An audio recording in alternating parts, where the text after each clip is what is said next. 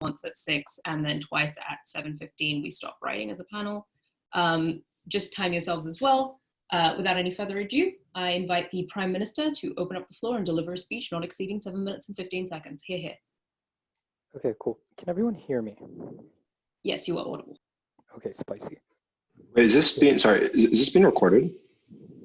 Yes, it is. If you would like to withdraw consent, just message one of the CAs or myself after this round. Great. Yeah, or you can say that you don't want to be recorded before your speech, and I'll pause the recording. Okay, all good? Yeah, Prime Minister, you're set to go. Spicy. 3, 2, 1. 4 things in the speech today, 3 constructive arguments, and before that, a quick model. Firstly, on account of a model. This is a motion that takes place in the United States, and on account of mechanisms, I don't think that the debate lies in the specific mechanisms of it. Also, I'm not a finance major, so I might be wrong, but a comfortable timeline would be just 3 to 5 years for banks to withdraw their assets and investments into things that don't fall under this act, and just to like get their affairs in order. Okay, cool. First constructive argument, how this is able to make how not having the Glass-Steagall Act makes the financial sector less stable.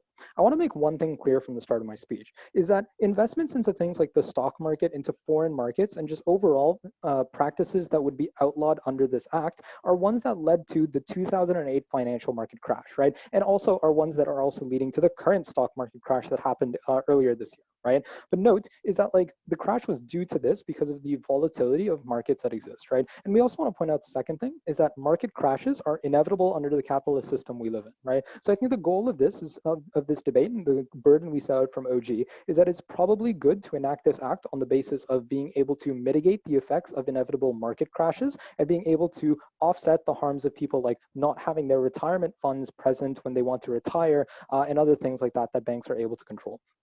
So a couple of subpoints under this. Firstly, how this changes the incentives of investors of banks, right? I want to point out that firstly, what existed in the past on the status quo of this motion is, under the Glass-Steagall Act, is that investors will be told to invest in like stable things. Like when this act existed, they were told it was their job as a bank investor to invest in stable things that will not fuck people's retirement funds over, will not fuck with anyone's, the amount of money that they have in the bank, right? So it was basically stable investments and making sure that there is hopefully continuous growth, but at the very least, very few losses so that people aren't losing their money, right? I want to make another thing clear is that like a lot of people put retirement funds into the bank, put education funds into the bank, things like that. I think it is incredibly important that the bank holds these things reliably and doesn't gamble with them or do things that might be very volatile and prevent people from accessing them whenever they want. What we tell you what happens in the status quo right now is that people are forced to compete with investment firms who are professionals at investing in the stock market and all that stuff, and are forced to do things like invest in very risky things. So the harm of this, firstly, is that it's a huge risk for investors to take, right? And also note that like bank investors, note that the incentives of them and how that changes over time is one directly tied to their job performance. It is probably in your interest as an investor to do a good job of like what your job title is. In this case, under a world without the Glass-Steagall Act, is one where people are told to make the most money off of their investments. Naturally, within the stock market and things like that, that just means that people are going to be doing things like taking often high risks to actually achieve. Clarification. Yeah, go for it. Under your model, do you want to go? Okay, yeah. Under your model, what exactly are consumer banks going to be doing with these deposits? Are they just going to sit there, or are they going to do some other random thing with it? Yeah, that's my second argument. I'll get to that. Cool. So we tell you that they're able to do things like incentivizing workers to make money through their job through like oftentimes very risky investments versus the comparative on our side, which is just investing into steady investments and that have far less risk for individuals, right? Second subpoint is that your banks, the amount of liquid cash that banks have on hand are much less. So that is due to the fact that they want to invest as much as possible in order to maximize potential returns that they can get. The first harm of this is very obviously that there's just more risk. If you have more money involved into the stock market, the odds of you losing all of it is just much larger, right? Or the percentage hit you have over a larger amount of money just amplifies, right? But two is that individual people get fucked up when they want to make individual withdrawals, especially during times of recessions and market crashes, so that they can have money themselves. They can like put under their mattress or whatever, right? So the banks are forced then to withdraw their investments immediately in order to have money on hand for these people to withdraw, right? It also incurs just a huge penalty onto banks for like withdrawing things early and pulling out at certain times, right? So that's probably a bad thing as well, as you lose more money on that front. And the third sub point is that like when banks are able to invest into international markets and basically other corporations and as well as other banks, it just furthers chain effects that can only exist on that without the Glass-Steagall Act, right? So namely what this means is, for example, if like the Toronto Dominion Bank were to invest into the Royal Canadian Bank, right? But the Royal Canadian Bank invests into like Sony, right? Which is like a fairly common scenario that might happen. The problem with this is if Sony's shit hits the fan, RBC gets fucked, right? But that also means is that all other banks that are invested into RBC also get fucked, right? So what we want to point out is that contingently related success is probably a bad thing that is able to amplify the effect of like one bad event into one company and just how that magnifies into so many other harms onto other different banks. Two, let's talk about why this is good for diversifying the economy. I want to point out that like the benefit of this is that not all banks will be operating in necessarily the same way, right? So that they're investing into different sectors, different corporations, and not just investing into other banks, investing into the same corporations or the same like sectors, right? So it means like not investing all into real estate, right? Which is another thing that led to the 2008 crash, right? So what we think the benefit of this is that you're able to get different sectors being able to get huge amounts of influxes of capital from bank investments, right? Namely, these are things that like tech industries, retail, automotive industries. These things are able to get huge fundings from banks through investments and being able to further these economic sectors hugely, right? Benefits of this is that like there's no interconnection between banks, right? Or very minimal at best, and that you're also reducing reliance on like 1 to 2 sectors and industries, right? But also is that you're being able to like stimulate sectors as well, create lots of growth within them and like jobs as well. Third and final argument, we want to point out that like bank successes, right? So even this is like the opposition best case is that like you're able to get huge returns on banks. That doesn't necessarily correlate to individual people having better like advantages from banks doing well, right? And the main method through this is just through like interest rates that occur onto like charges, accounts, stuff like that, right? We want to point out is that in a world in which it is where you have very little cash on hand as a bank, then becomes more expensive for individuals to take loans, right? Just because banks don't have that kind of cash on hand that they can give, right? In order to offset this cost, they use that by increasing interest rates that they can set for individual loans themselves, right? We tell you is that this makes loans hard to get and that individual people, as well as like people who want to start up businesses and stuff like that, it becomes much harder for them to take loans and actually like, start up their own business and do things like that. This is probably harmful on like very micro scales to things like, starting up communities and stuff like that, where people aren't able to invest into certain businesses and at least create growth within their individual cities. For all these reasons, we're incredibly proud to propose. I thank that member for their remarks, and I invite the Leader of Opposition to open up the up bench. Hear, hear. Okay, give me a second.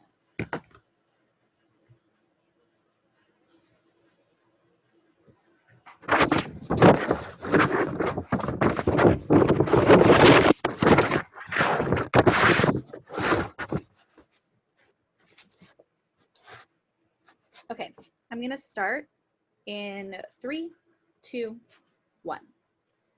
So I don't know about you, but to me, I think the Prime Minister basically just came up here and gave us a 7-minute speech on why investing in non-risky things is good and didn't actually give me any unique benefits as to why having investment banks like be prohibited from taking deposits and why the Federal Reserve would prohibit commercial banks from dealing in non-governmental securities. Like the specifics of the actual act that they're reinstating, there was no analysis or mechanization as to like why that is uniquely and exclusively the way to ensure that you get more less risky investments and better outcomes for banks and individuals and for the status quo. On that, I think opening government is not really taking their burden in this round. Comparatively, on opening opposition, what we're going to do for you today is first, we're going to refute the case that we've gotten from them. Then we're going to go into a couple of points about how you end up making more money and stimulating the economy better when you do not reinstate this act. And you actually create mechanisms to ensure long-term sustainability of investments when you do not reinstate this act. But first, let's do some reconstruction. or not reconstruction, refutation. First thing that they tell us is that you're going to get investments, that investments in foreign markets and stock markets is very volatile, and so they need to put in this act in order to mitigate the harms of like the 2008 crash, for instance. A couple of questions that I have about this, like number one, I don't know why they're assuming that foreign markets and stock markets are like always going to be more volatile than like the government securities that these banks are still investing in, because like presumably investment still happens on our side of the house. So if all investments come with some risk, they needed to prove to us why. Like being able to invest in like non-governmental securities specifically is like the thing that makes the investment too risky for the individual or the bank to choose to invest in, right? Number two, recognize that when you're capping the ability for these banks to invest in these kinds of markets, you're also capping the amount of money that they can actually access, right? Because that's kind of how finance works, right? Like it's a game that you're playing to figure out how much risk is worth the profit that is potentially the return, right? And the higher the risk, the higher potential return. So if they want to concede on opening government that these foreign markets and these stock markets are very risky, they need to also swallow the harm that now you're undermining the ability of these banks to access the highest potential of return. The reason that that's really important is because these banks having a big return on their investment is important for stimulating the economy. The more money that the banks get from their investment, that means they can give out more loans to those individual business owners and individual people who want to get loans from these people. Interest rates go down and people have more money to stimulate the economy. That's uniquely beneficial, especially right now in the time of COVID, right? So they have to kind of clarify that in their second speech. The next thing that they tell us is that we're changing the incentives under this act because now you're going to make people like who are investors like less risky. A couple of responses to this, right? Like number one, I don't know if I buy the characterization that like this act uniquely is the thing that makes people less risky. Like I think there are a lot of incentives, especially after the 2008 financial crisis and how dire and destitute the situation became. Like I think a lot of investors under the status quo, the individual banks have set a lot more regulations on what kind of investments can be made. And there's a lot more incentive that already exists to ensure that these investors aren't just like randomly investing in highly risky things for like no like guaranteed reason. Like their characterization that these investors are just like completely irrational is kind of ridiculous. Then they tell you that like when you if RBC invests in Sony and then that goes bad, it like ruins everything. Like I'm kind of confused because that just is like, yeah, risk is a part of every single investment. They needed to explain why this particular kind of investing is uniquely harmful. Lastly, they kind of give us some stuff about diversifying the economy. I don't think you actually get this benefit. Like there's no guarantee that now you're going to have a significant amount of capital that goes into very specific markets that have been historically neglected. Like they can't fiat that under this act, right? I'm not really sure why that's the case and why we wouldn't still see people only investing in like real estate or things like that. They're not going to start investing in like these historically like ignored sectors because presumably those sectors aren't often invested in because there isn't a lot of profit to be made there, and that doesn't change just because you reinstate this act. Lastly, they say, oh, well, you're making loans harder to get and that's bad. I actually think that that's a good thing because if we take a look at the 2008 financial crisis, a lot of the reason why it became a crisis in the first place was because banks were giving loans to people who had a very small like likelihood of paying those loans back. So when we have more strict conditions, you're actually ensuring that the people who are getting those loans meet a higher standard, and so they're more likely to be able to pay that money back, which in the long term is better for financial stability and better to prevent the kinds of financial crises that come when you give out to these like risky individuals. With that, I think we've taken out like their entire case from PM. So let's get into talking about our case. Number one, I think that you like undermine the ability for like the maximum amount of profit and return on investment to be made when you separate where like what banks have the ability to invest in a diverse and higher risky amount of loans and what banks like can hold deposits and have a lot of money on hand, right? I think when you this act like separates those two things so that there is never a situation where a bank is highly likely to invest and get a lot of money in return with a lot of money like in their deposit. I think that's uniquely harmful for these banks to be able to actually get the benefits that investment has.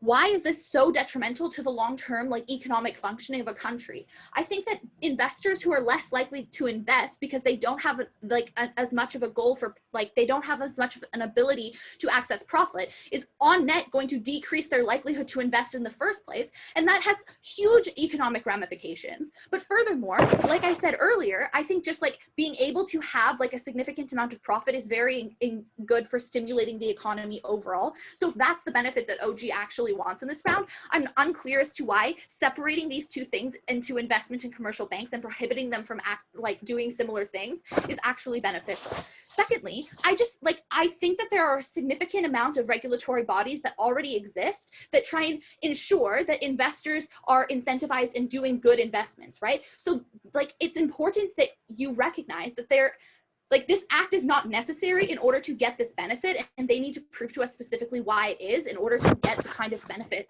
of less risky investments, because investors are rational people who don't want to waste their money, and they go to business school for many years to learn how to do this.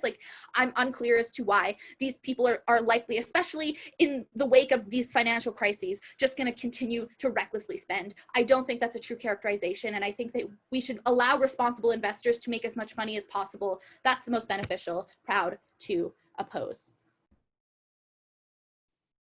I thank that member for their remarks, and I invite the Deputy Prime Minister to close off opening government. Here. Hi, just confirming that everybody's able to hear me before I begin. Yes, you're audible. Lovely. So what we get out of the Leader of Opposition speech is effectively Gov has not yet proven why these impacts happen, and then a vague idea that there would be more money in the economy. What I'm going to do is outline the mechanism from opening government and detail that thoroughly, explain the consequences of it, and then just be super comparative throughout. So, what is the mechanism from opening government? Multiple folds. The first thing that we tell you is that it's pretty obvious that commercial banks have then been investing heavily in commodities trading, but critically have been incentivizing the investment banks of the world to be even more aggressive in their actions within the speculative market, because commercial banks regularly give multi-billion-dollar loans to investment banks in order to grow the portfolio of the individual commercial bank, and because they're allowed to, and it gives them a bit more liquidity in the event that they're able to be successful. So the point here is that they're going to engage in these markets very aggressively from the first place. So what we establish is that these markets are likely to fail. Why is this the case? Well, Zach tells you that crashes are inevitable under capitalism. Why is this the case? First of all, the boom and bust cycle, right? What happens under status quo is that oftentimes there's an individual commodity that gets overvalued within the market because it is currently investing in high returns, meaning that other actors within the market, in order to benefit off of those high returns, start investing into that very sector so that way they can profit. But in the long term, this leads to a massive overvaluation of that sector and billions of dollars being invested into products that were never going to be successful in the market, and that realistically were going to fail and lose lots of money for investors. So when eventually people start realizing that the market is overvalued, that bubble bursts and billions of dollars are immediately wiped off. Because notably, investments aren't necessarily based on material outcomes. That's to say, you aren't investing in a company because it currently has a cash flow of a couple $1 billion and therefore is able to pay that as a dividend. It's speculative. You presume that in the future, maybe they will have billions of dollars. So when they're now no longer seen as being able to penetrate a market and gain market share, that potential is immediately gone, and the billions that you invested on that potential could never see a return. But secondly, changing political risks means that you are likely to see lots of changes in international markets, right? Which means that supply chains of multi-billion-dollar corporations are constantly at risk, right? The second that a government chooses to nationalize its own industry, billions of dollars can be wiped off of the American markets because the supply chain is now screwed over for multiple companies. Thirdly, changing technologies, right? So lots of companies, the second that there's a new development in internet architecture, immediately lose their own share of the market because they're now no longer able to fill the need that new technologies that are widely accessible would be able to do. There's plenty of other reasons why it is that crashes are inevitable, but critically, you can't let opposition bench in this debate suggest that this is something something that happens marginally, right?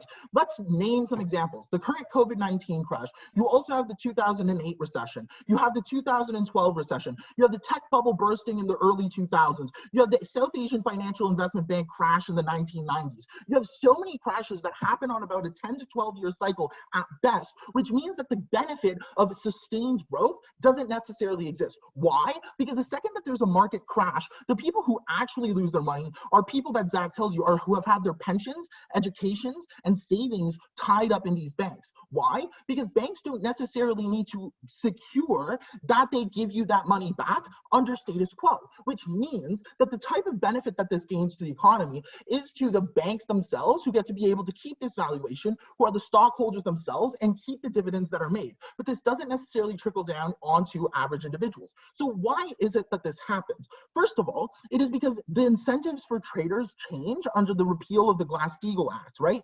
Now that banks have to grow their size and are able to invest massively, you are now competing with banks who are even further leveraged than you are, meaning that individual traders are incentivized to be rather aggressive within the market. But notably, the increase in the economy doesn't necessarily benefit average people, because the way to increase the profits of companies is often based through keeping expenses as low as possible, which most times means union busting, keeping wages low, making sure that people aren't held as long-time employees, and not paying pensions to individuals. When now every single capital market within your economy is now centered towards keeping wages as low as possible, meaningful spending in that economy, which would be critical in making sure that people can save and making sure people can get out of any recession, is now significantly less likely to happen, right? So I don't think that the extent to which they're able to say that there isn't that much risk meaningfully exists. So they ask us to explain in a second why it is that other kinds of commodities like bonds or whatever are preferable. Well, one, because bonds often do not crash as frequently as they do. Yes, bond markets have done poorly in some circumstances, but when you're investing in specifically United States T-bills, which are often used as a replacement for currency based on their historical stability, yet they still pay regular interest and regularly increase in value, you're still able to get the benefit of increasing capital for an individual bank, yet are able to be significantly more clear because those kinds of investments are backed up by the legitimacy of the US government, something that I would argue is significantly more likely to stay in perpetuity into the future. The last reason why risk is incredibly bad is because, as Omnis characterizes, it's the idea of contagion, right? The fact is that banks regularly invest in one another and their own improvements, but they also sell investment products to one another in the forms of collateralized debt and other kinds of investment packages, which means that the second that an external event happens that decreases the value of a specific investment, it means that all banks get screwed over into the future, which hurts people. Closing. Yeah, so if you have more money and you extend a loan to a business, that business can now expand into a place that otherwise didn't have jobs. Banks don't engage in union busting or setting the minimum wage. What does that have to do with this debate? It's about the fact that those businesses that the banks gave money to now have an incentive to behave in that way, which I think means that you do it worse in the long run. Also, you give an investment, a loan to an individual company. Zach gave you reasons to believe that that kind of credit is likely to be less easy to come by, right? One, it's because you want to be able to be sure that you have enough money on reserve, which means that you don't want to be giving out credits to a lot of people. It means that you are at risk because you don't have that much money, which means that you need to mitigate for that risk.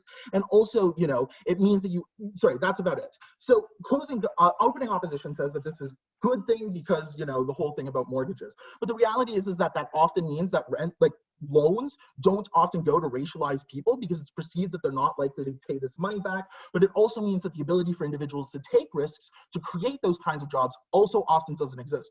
Finally, the thing here in regards to credit is that I think that on our side of the debate, when banks can choose between stocks and giving out small loans, they choose stocks because those are much higher return. On our side, they're much more able to focus in that way and get what CO wants. Proud to propose. I thank that member for their remarks, and I invite the Deputy Leader of Opposition to close off the top half of today's debate. Hear, hear.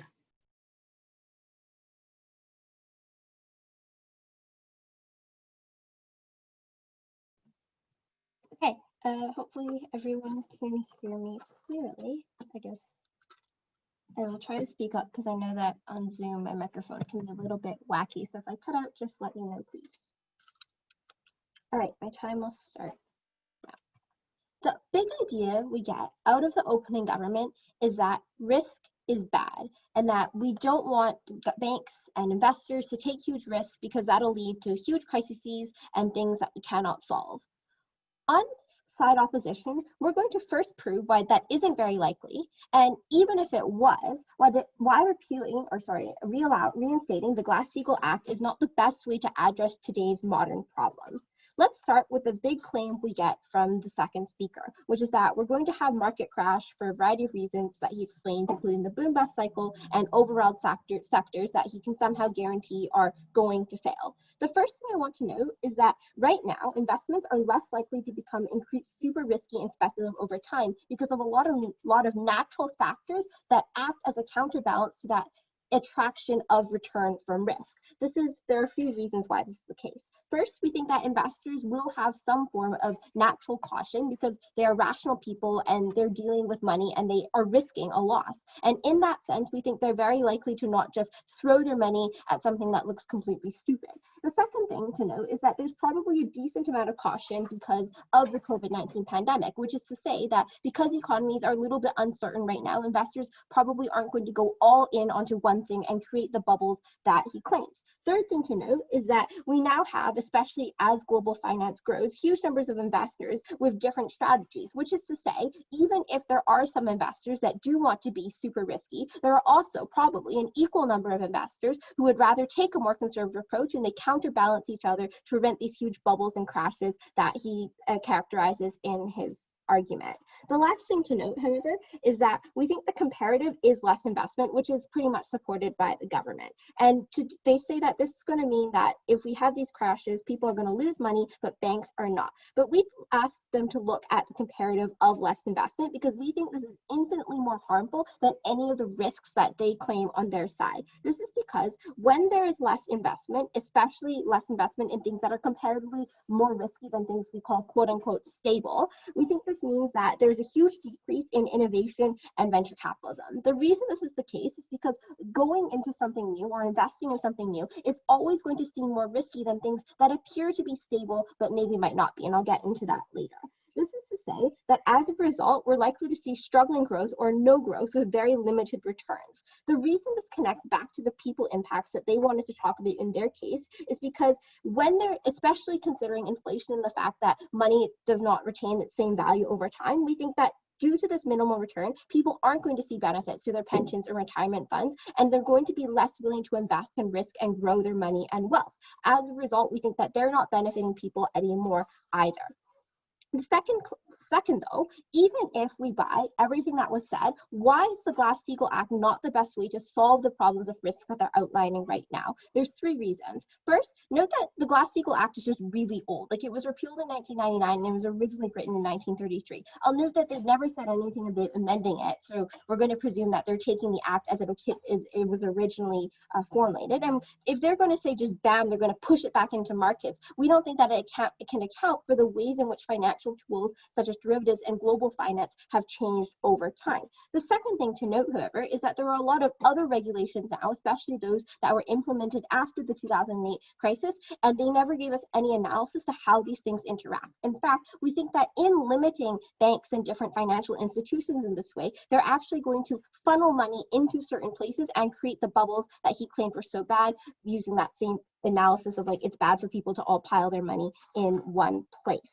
The next point we get from them is the idea that all these ventures and loans are actually really, really bad. So that's going to bring me to constructive, but before that, sure, I'll take the POI. Why does increased economic investment matter when the probability of a financial crisis is very high, meaning that recently extended credit is more likely to result in default and just crush these people who get capital via higher interest rates?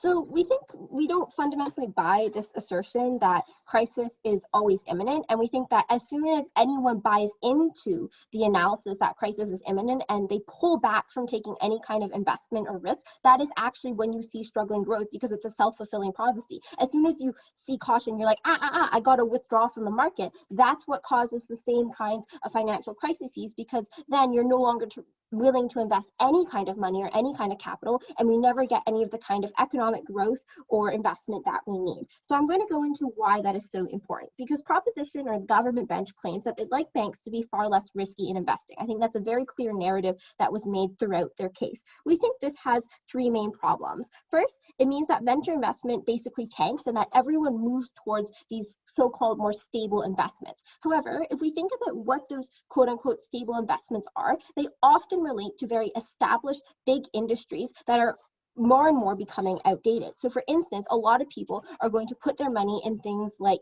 non-renewable energy sources because those seem to be stable over time. We're not talking about oil in this case. We're talking about big companies that seem to remain stable over time and people characterize as a safe investment, or things like the Standard & Poor's Index. And as a result, we think that people are less willing to invest in any kind of changes or new things that actually make the world more progressive. So using the same example of energy, this means that people are less likely to take a so-called risky investment into green energy because they don't know which of these firms will fail and which of them will succeed, because we're still in that point within the development of that industry where people are very uncertain about what is going to be best for that market. And as a result, we think that we get far less innovation, especially in the new technology sector. There's a few reasons why this is so harmful. Firstly, is because it prevents new people or new actors from making their way into the market. And note that a lot of the so-called stable investments are held by the very same people that have gotten to control the powers of global finance over time. And this only when we allow more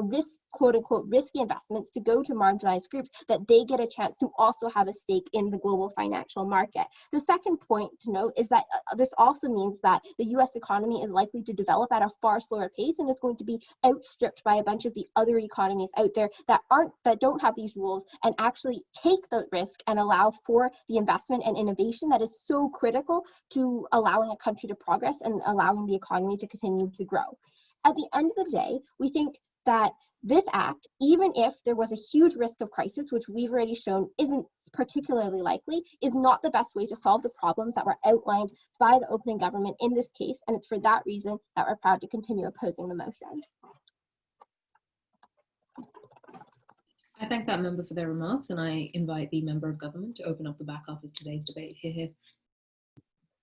Just as a heads up, my Wi-Fi has been dropping in and out the entire round, so please message the chat or me on Facebook at any point if I'm no longer audible.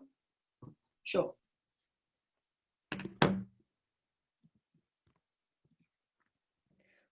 We're going to be talking about two things on closing government. Firstly, we're going to be presenting an argument about how this will slow down deconsolidation or promote deconsolidation of the banking sector, why that's really important in preventing future financial crisis. And then secondly, an extension and more persuasive impacting of OG's material on how this will stop financial crisis. So on the first thing about how we're going to get more of a deconsolidation of the banking sector under our side of the house, what we would posit here is that repealing Glass-Steagall is going to stop the current trend of the United States, which is going towards many, many big banks, as opposed to historically, we've had a greater quantity of banks existing. There are a couple of reasons about why investing in securities is always going to promote consolidation. The first thing to say is that this promotes far greater asymmetries between banks who succeed and banks who fail. Given that banks don't invest in uniform assets, i.e. some invest more in hedge funds, some invest more in stocks, and these specific stocks and hedge funds that you invest in are different, what you get is even if some banks are able to get more capital, as opening opposition says, you also get a greater quantity of banks who end up going under because their highly risky investments aren't profitable for them. So thus, some banks generate quite large capital gains, some banks generate capital losses. This is a very true characterization because it's just inherent to how the process of risk works, meaning that you create larger asymmetries between how banks operate. Big banks get bigger, more banks go under. The second thing to say is that large banks are always going to have a riskier or greater appetite for risky investments than smaller banks do. This is because if a smaller bank has risky investments, i.e. in a hedge fund, and then that investment fails, they know that they're going to go under. So they're unable to take advantage of commercial banking to as large of an extent, as opposed to a larger bank who might have a larger pre-existing capital buffer. So if you buy any characterization that this has the capacity for profit, this is only a luxury that already privileged banks are able to engage in, which comparatively disadvantages smaller banks. What does the comparative look like? We are able to stop the process of consolidation insofar as you just take away the factor that is disproportionately advantaging larger banks. We can see that there are other factors that might promote this, But we think that this is a major factor. Even if we're not going to get like 100 banks emerging, I still think that increasing the quantity of banks that would emerge or stopping maybe like the few dozen banks from becoming even smaller is still a net win for our side of a house. What then are the massive impacts of stopping this process of consolidation?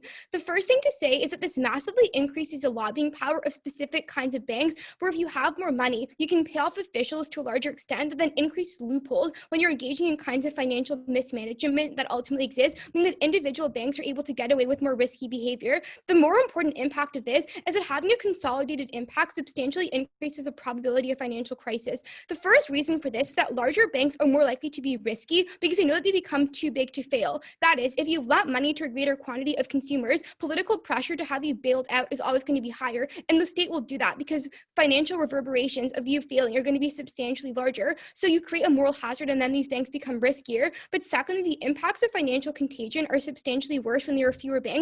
So when you only have interbank lending between like 2 or 3 large banks, that's just very, very risky, because if you have like a few dozen banks that are operating in different parts of the country and are more incorporated into different kind of industries, this is also a way of transferring risk. So opening government effectively says we want to mitigate what happens in financial crisis. Our impact is larger than this because we see that having more banks will decrease the probability of these crises happening in the first place, which is clearly a larger impact. It's more important to get less crisis than to mitigate how bad they are, just like as kind of an intuitive weighing mechanism. The final reason why we dislike consolidation is that it will make services become substantially more expensive. So you get things like less favorable interest rates or banking services that become more expensive when there are fewer banks, meaning that there's less competition and consumers have to just turn to these larger banks. This is really important at framing the opposition case, which is predicated on expanding capital to a greater quantity of consumers. But if you get less favorable interest rates and more expensive banking services, they don't actually get the kind of financial democratization that they want. And now I want to get into our second extension about like extending off of financial crisis stuff that we get from our opening. The first thing I want to do here is respond to how OO responds to OG that I don't think OG actually rebuilt, and then just break some deadlocks here. So the first thing that like OO says to this is, but you're going to get a comparative of less investment, and that is something that is worse. The first thing I want to say to this is it's not like you're not going to get any investment or like the extension of capital because you don't have risky investments.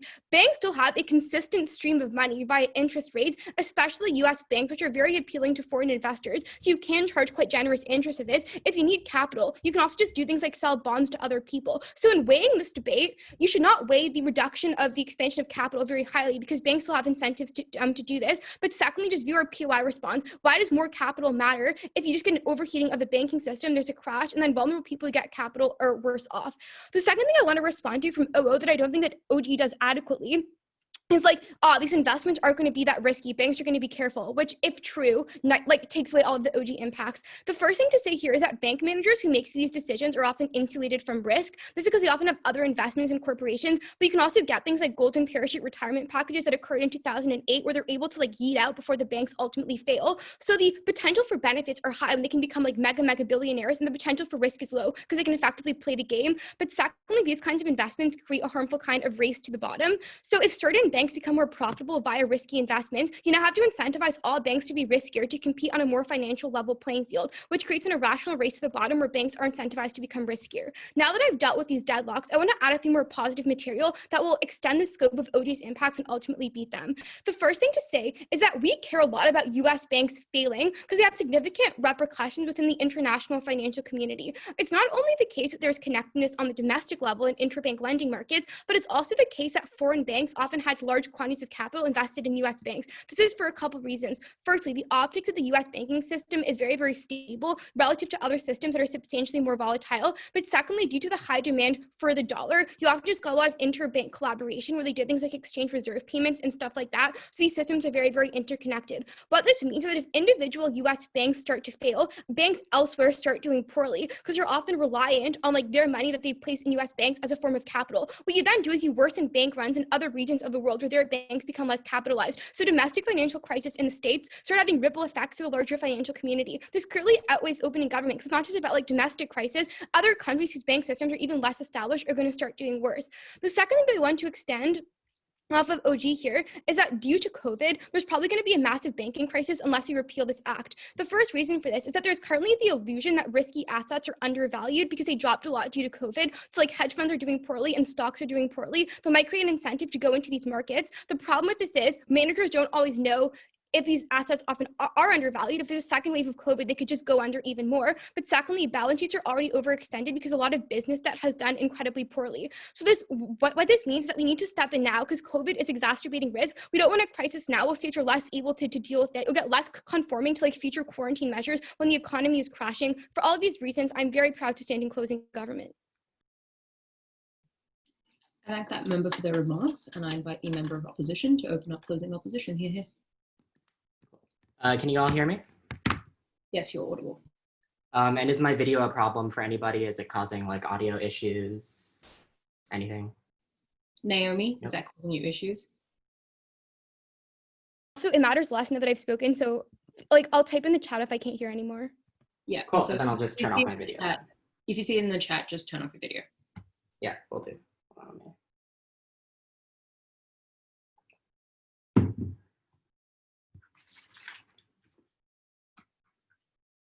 The first thing I'm going to do in this speech is interrogate the tension that exists down the gov bench about this idea that we want the financial system to somehow create more equitable outcomes, to put money in the hands of people and be more people driven, but we also want the financial system to somehow be more risk adverse and invest in quote unquote stable investments more, right? I want to characterize to you what commercial banks look like and what investment banks look like in the status quo, and why it is the case that on our side of the house, we do increase risk, but we tell you that we increase risk in a way that is commensurate and symmetric to those banks' ability to take on that risk in the first place, right? That is to say that they don't just become riskier in a vacuum. They become riskier because they can afford to become riskier because they have more capital, more money that they can spread across all these more, like quote unquote risky industries, and that more risky investing is good if you can do it safely because quote unquote people-driven investing is probably the most risky type of investing you can do, right? So let's talk about commercial banks. They say in the model that they're gonna let these commercial banks do like steady investments in order to presumably like maintain some level of interest rate to like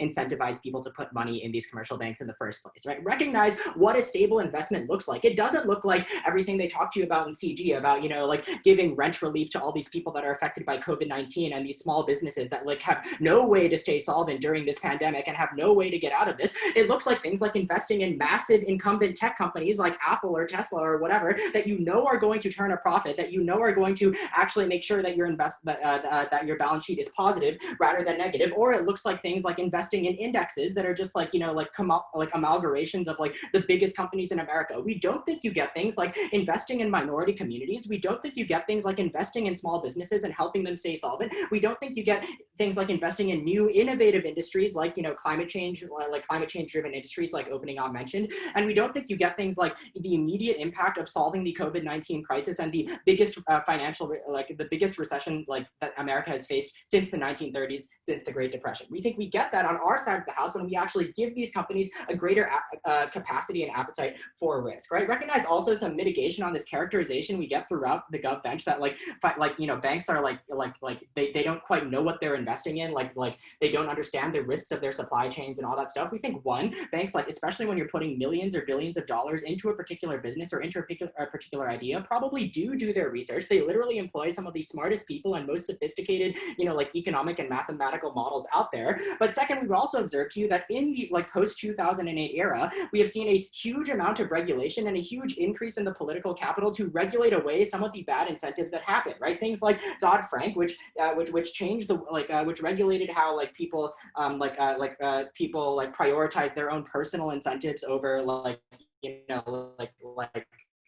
their fiduciary obligations, right? Their obligations to actually invest responsibly. Things like the Volcker rule. The Volcker rule is the one with the personal incentives and stuff. Things like Dodd-Frank, which increase more regulations on the type of financial products that you create and whether or not whether or not they're stable products to invest in. Things like raising reserve requirements, right? Like making these investment banks have a certain amount of cash on hand still, and also the incredible increase in political capital.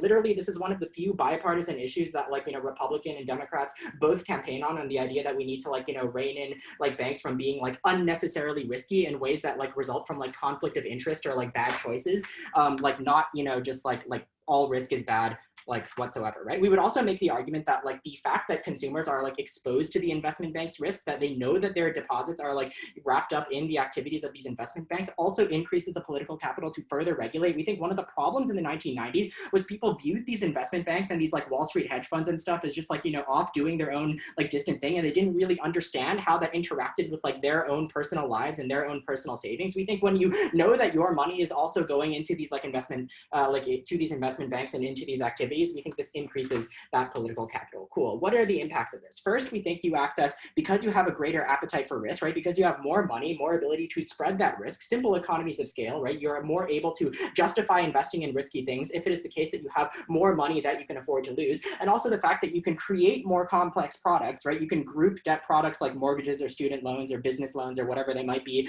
together in ways that make it safer to invest in those companies, more so than it would be safe to like invest in any one of those like products individually, right? We think that the impact of this is more equitable and like more equitable resource allocation in the economy, right? Things like entrepreneurs in poorer parts of the country being able to access startup capital in order to start their own businesses in their communities, investments that would never be good ideas under the quote unquote stable investment model that comes out of the gov side of the house, and ultimately stimulate employment and returns in these poorer communities or in these underrepresented communities. Cool. Second extension, let's talk about COVID-19, the massive recession we're in right now, and why this is like the worst time to repeal Glass-Steagall, even if you buy everything that Gov says about, you know, like long-term big picture stuff about how like banks having an appetite for risk is bad, right? Recognize the COVID-19 situation and the massive recession we're in now is literally the largest recession since the 1930s. First, I'll take a POI. So what is more important, a couple startups in the United States getting capital or preventing a domestic financial crisis in the US having ripple effect to the entire international community? Yeah, so first of all, we challenge the CG to prove why these things necessarily have to happen together. We think there have been sufficient regulations and also sufficient personal incentives on the part of bankers and, you know, like these companies to avoid making bad investments in the first place. And we would also tell you that these things are linked insofar as like, if it is the case that the only incentive is for banks to invest in like incumbent companies that become like increasingly inefficient over time because they've, you know, like they've failed to innovate new business ideas and stuff, that's probably also going to be really bad for the economy and create all sorts of bubbles and long-term economic issues in the long run as well. Cool. You probably want to be able to invest in startups that will one day become like the next Apple or Tesla or whatever. Cool. Now let's talk about COVID-19, right? We tell you that like COVID-19, really big problem, right? And a really big problem. And crucially, monetary and fiscal policy is insufficient, incapable of solving it, right? Recognize that there is a 0% bottom limit on how low you can lower interest rates to make liquidity in the economy more, you know, like flexible. And the US and other major economies are very close to that 0% interest rate. And fiscal policy, like look at Congress right now, is like absolutely unable to pass any sort of coronavirus relief. And even if they could, just the amount of time that it would take to plan and draft, even under the best circumstances,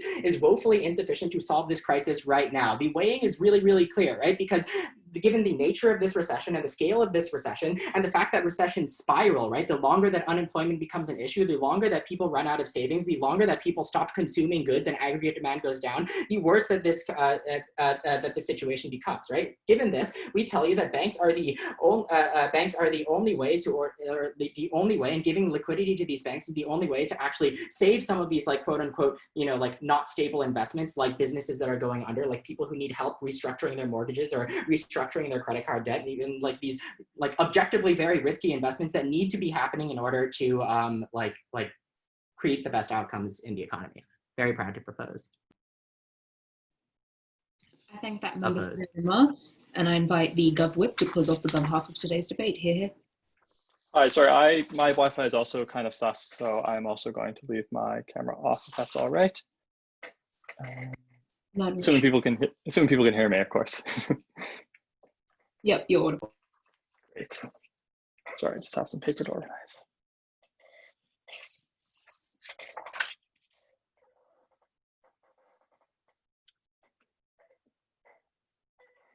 Okay. While OO allows banks to callously play games with people's finances of the average person, CO says we are fine to just turn the tap on while our house is on fire and just let the good faith of the bankers reign free. OG decides to point a finger at only the sprout of a weed growing underneath our financial system. CG was the only team that was able to identify the root cause, consolidation, of many of the issues that lead to crises to turn into destruction of the economy. I'm going to chat about several things.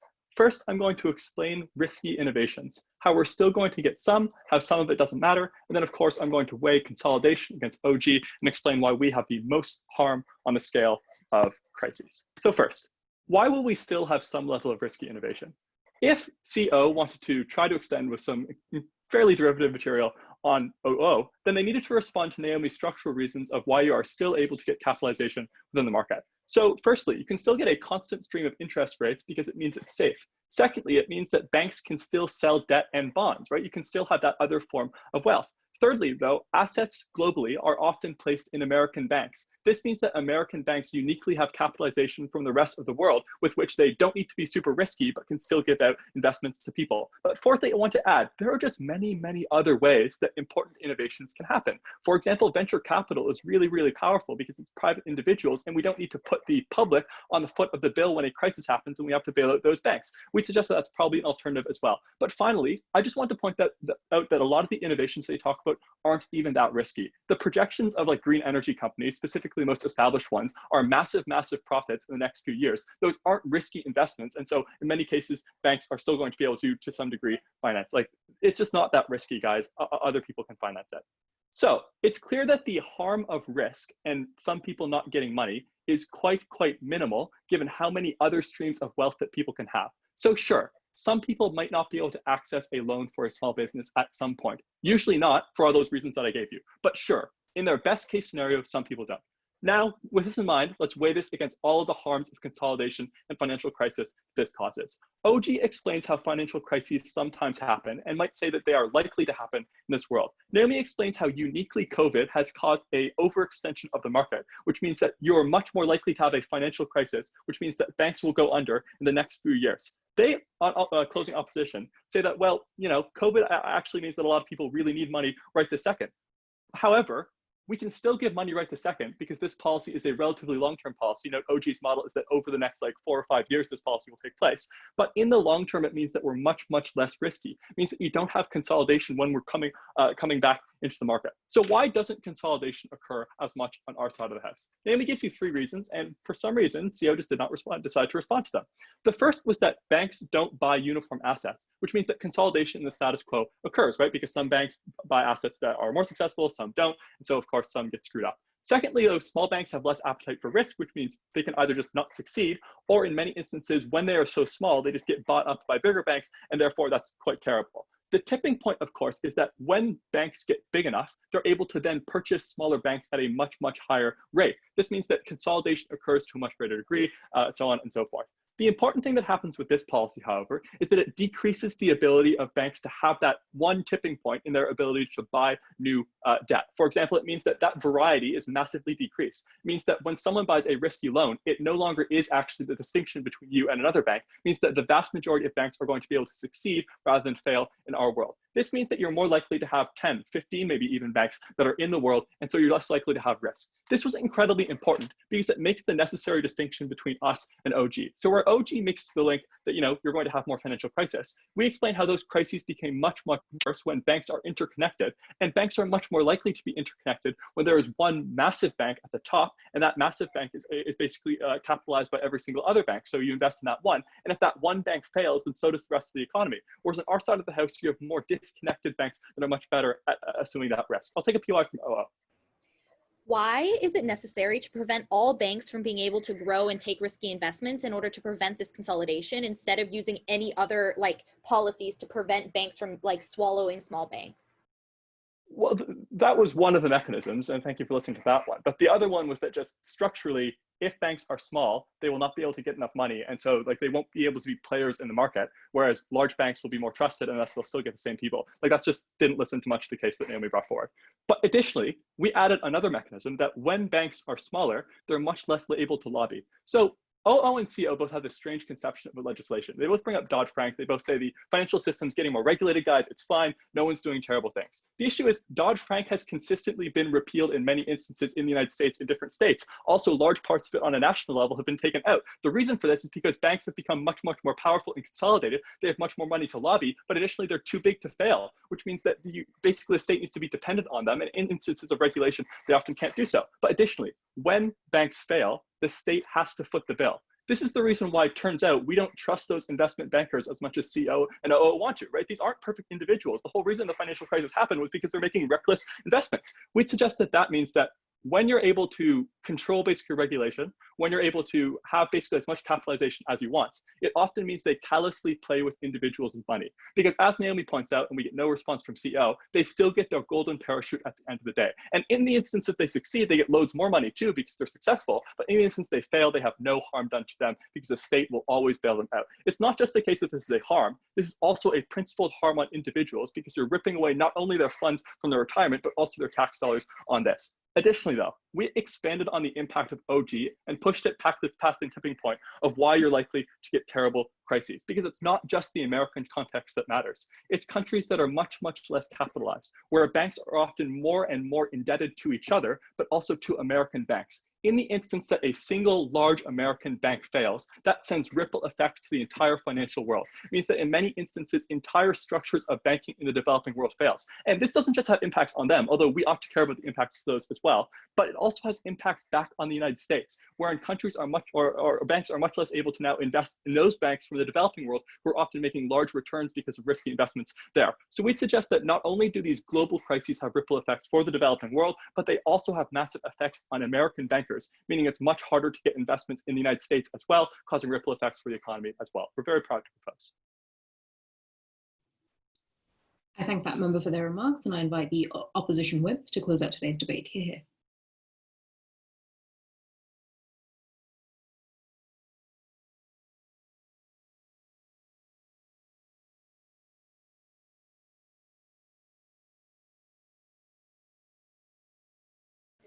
Hello, am I audible? Yeah, we can hear you. Cool. Give me one moment to organize my paper.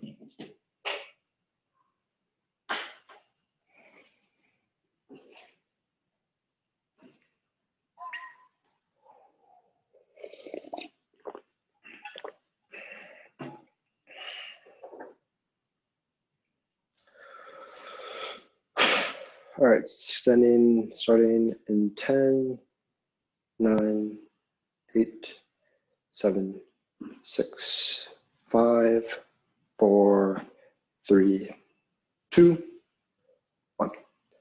Prior to Maxwell, what this debate was missing was a grounding in reality, a characterization of what certain economic jargon meant, and specifically a grounding in the present day and the economic and financial crisis that we are facing right now, as opposed to prophesized financial crises somewhere in the future. We had 3 things in particular. First, we concretize what it means to take on risk. Ask yourself this: what are risky assets in the status quo? It's things like business loans to small and medium enterprises that you don't know if they will pay out or not necessarily, because that small and medium enterprise might not survive. It's things like mortgages to middle-class individuals who you don't know if they'll be able to pay you back or not because they're middle class and maybe their economic circumstances change. And what we tell you specifically is that we're far more able to provide these things, and that level of risk that we're increasing is a tolerable amount of risk for the social benefits that we access. Secondly, we go far beyond the capitalist warmongers of opening op who notably give you absolutely no mechanism specifically about how they increase social improvements or anything like that, other than saying, yeah, we get more money and profit and investment and more money. Maxwell tells you specifically what these mechanisms are. Firstly, with a greater pool of assets, a greater pool of capital, you're more able to extend loans because you have a greater pool of capital to front the debt that you're taking on in the first place. That is the reason why you can take on riskier loans, and that is the entire premise, notably, of the entirety of the opposition of the government bench. Secondly, he tells you about pooling risks, that investment banks are uniquely able to create financial instruments that allow you to take on loans, increase investment in riskier assets because the risk is pooled and the loss of one specific specific business isn't going to cause the entire investment to collapse. And thirdly, and perhaps most importantly, we explain why right now is a particular time why you cannot reinstate the act when aggregate demand is so low and when the financial system is already unstable in the first place. Picture the situation right now. Agricultural businesses, manufacturing businesses, service sector businesses across the United States are on the precipice of failing because aggregate demand is so low because there's a global pandemic right now. What that means is that a ton of these banks are currently sitting on a lot of non-performing loans. They're sitting on a lot of debt that they've lent out to these businesses that they don't know if they'll be able to get back anyway. What is the consequence then of if you take away all of the commercial deposits from these particular banks? The consequence is they cannot service the debt that they currently existed. They cannot service all the other obligations these banks currently have, which means you get the financial crisis that closing government themselves prophesizes, but you get it in the next week rather than right now. What did we hear by way of response from the previous speaker? Their first response was that you can still get capital. There are other sources of capital because you can do things like debt, and there's capital elsewhere. First response. Obviously, the entirety of the closing government extension about making these banks smaller, about giving them less capital, is contingent on them reducing the capital in the first place. Secondly, this is obviously an implausible characterization because commercial deposits account for 60% of the business of the assets that most of these investment banks currently hold. Thirdly, point to me to a specific example where there is a foreign investor giving their money to Goldman Sachs as opposed to like, the People's Bank of China. Like if I'm a Chinese investor, I'm putting it in that. I'm not putting it in Goldman Sachs. That is the reason why capital at the very least shrinks dramatically, and given these banks are already on the risk of collapse, you should not do that. The second thing they say is that this policy is a phase-in policy. Number one, OG never mechanized the model in the first place, so you can't model it now. Secondly, the point is even announcing that this policy is taking place right now in the next week will result in a massive investor flight and massive pull out of those assets because you know that those banks will go under and you know that those businesses will go under, which means that the financial crisis that closing government prophesizes happens right now, and that is a devastating harm that they cannot overcome. That was the reason why, on a consideration of weight, we are already winning this round substantially. I'm going to talk about two further things in this speech. Firstly, I'm going to talk about closing government, the team of financial profits. Secondly, I'm going to talk about opening government, the team of time travelers. Firstly, on closing government, the team of profits. Their contention is this. If you have big banks, then these big banks will become too big to fail, which means they'll take on riskier loans, which means that you'll get more financial crises in the future. Firstly, note that we're already outweighing them on a consideration of the urgency of the issue. Perhaps it is the case that there is some possibility of financial crisis somewhere down the line. The difference is that the government always has the time to, for instance, regulate away those particular risky assets. They always have, for instance, the capacity to bail out those banks in a particular time. But we explained to you right now, this is a recession that you cannot get out of because one, monetary policy is bounded by a 0% interest rate line. And secondly, because fiscal policy simply takes too long, which is why you need to stimulate private spending right now and right this way, and reducing private spending is precisely the wrong way to go about it. That is the reason why, on a consideration of weight, the prophetization of some future financial crisis is not more important than the financial crisis right now.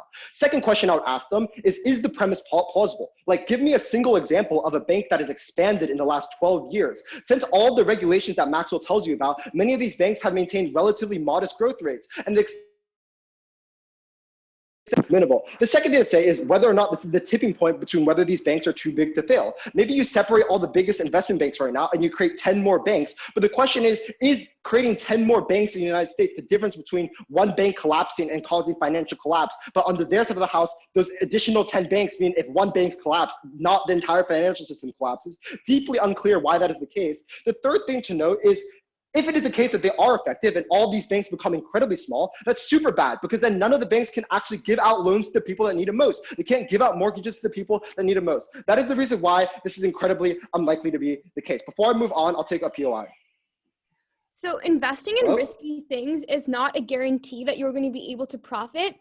What happens if, because of COVID, banks take too much risk, they lose all this money? What's going to happen to the people whose credit was extended? Yeah, so here's the thing. Every loan you make out right now is going to be a risky loan because you're in an economic recession. But you need to make loans to prop up aggregate demand and to re-stimulate the economy in the first place. If you don't do that, then there's a guarantee that you will default on all of your obligations currently. That is the answer to that POI. I'm going to take them all at their best case scenario in a bit when I get to opening government. Opening government, the team of time travelers. They time traveled to 2008. The reason they did this is because they give us a bunch of reasons as to why there are certain assets that will be bad. And our answer is that the regulators after 2008 accounted for this. And that is why we have a number of regulations right now. One, Dodd-Frank means that there's an increased oversight over like mortgage-backed securities and specifically complex financial assets, such that they have to pass a sufficient degree of oversight in order to be passed, which means that you can regulate these banks smartly to reduce the amount of unnecessary and crazy risk that this opening government team is reliant upon. Secondly, we would say that some level of risk is essential. What they say is that this creates bubbles in a way that is really, really bad. Listen, bubbles are largely good because it means more people get houses, more people can get loans to go to school. This opening government team is crazy if they think that the last 20 years have been on aggregate bad for the human welfare of a person in America because there was a 3-year recession in the middle. Yes, that 3-year recession was horrible, but on the aggregate, so many more people now have homes, so many more people now have loans to go to school, so many more people now have businesses that they can put food on the table for the family. That was the extension we gave you, and it's considerably more important than anything of this privatization of the time traveling team from opening government. We are so proud to oppose. I thank that member for their remarks. I thank everyone for a good debate. If you guys could all leave the Zoom call right now so that we can deliberate, you will hear the results back in the GA. Thanks, everyone.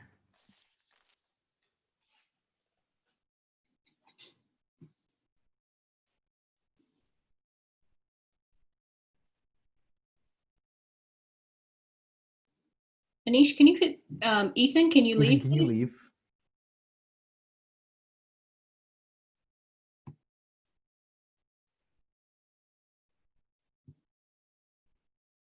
Also, Anish, can you let me turn on my video, please? Oh, there you go. Cool. You were just flowing too diligently when Naomi said, can everybody turn off their video? So I did it for you. No, fair. Okay. Does everyone just take a few minutes and come to an initial call of the two teams that they'd like to put through, and then we can discuss? Do we want to stop the recording before we go into discussion? Yeah, it's a great point. Great point. We should keep it going.